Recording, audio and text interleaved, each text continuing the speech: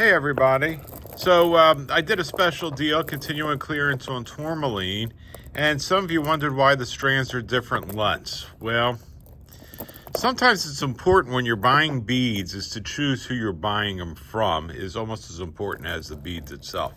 Because when we got these absolutely gorgeous tourmaline, there was a problem. There were broken ones on here. There were ones that were glued back together. Now, I'm going to show you those because they're not in the strands anymore. They are out of the strands.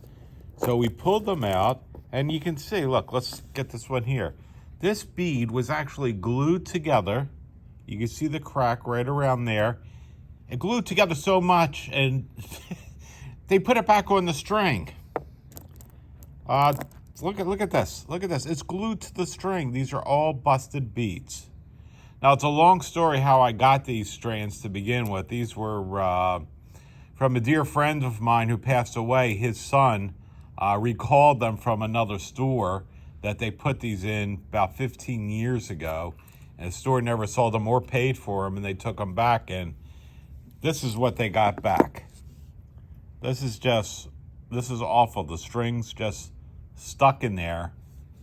Terrible. Broken ones. Well, here at Babs, you're not going to get these. We pull them out. We just pull them out, and you're not paying for them. It's not like we pull them out and charge the same price because we're charging it by weight. That's why each of these strands are a different price.